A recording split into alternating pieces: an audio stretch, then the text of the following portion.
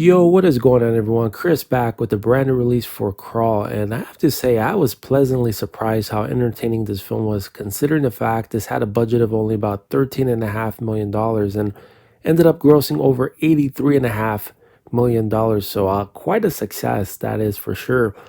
And going in, I had no clue who the main stars of the film were, except for BarryPepper, who plays the dad.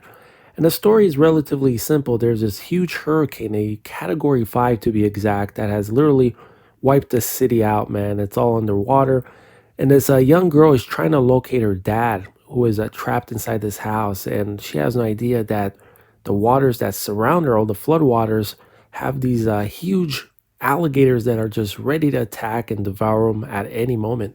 And I thought the CGI effects were really well done, especially for a low budget picture like this. But in general, when you're doing suspense thrillers with a lot of CGI being involved, you always got to make sure it looks as realistic as possible. Otherwise, it's just going to look really silly. But thankfully, that wasn't the case here. Unlike that big budget film, The Mummy Returns with The Rock as the Scorpion King, man, that was one of the worst special effects I've ever seen in a big budget motion picture, that is for sure. Alright, as far as the presentation is concerned, I don't have the specifics, but this was most likely shot on digital and given a 2K DI because of all the CGI effects being involved. So with that being said, I found the black glows on this to be deep and inky, especially once they're inside the house. Also, grain was added in to give it a film-like appearance, which doesn't overpower the presentation, just has the right balance all the way through.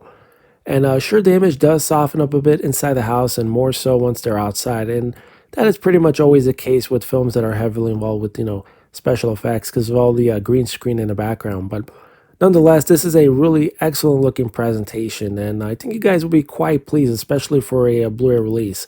And it may not be, a type of presentation that you would want to show off your system with, but it looks really, really good. That is for sure.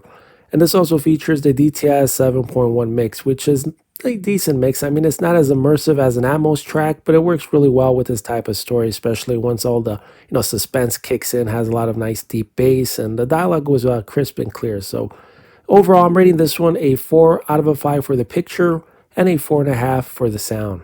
For special features, you get an all-new motion comic of alternate opening, plus deleted and extended scenes. All in all, over 45 minutes of bonus content. And mine came with some pretty cool swag, man. Got some alligator jerky, but I don't know, man. I don't think I'm going to eat it. I don't want to get a stomach cramp and whatnot. Beef jerky is as far as I go. Got this cool bag that has the title Crawl on it. Also got this mini alligator. Got this really nice wind-up flashlight. So yeah, you have to wind it to make it work. And I got some goggles as well.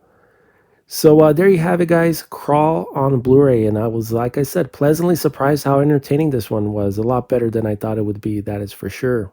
And as always, take care, and I'll see you guys in the next one.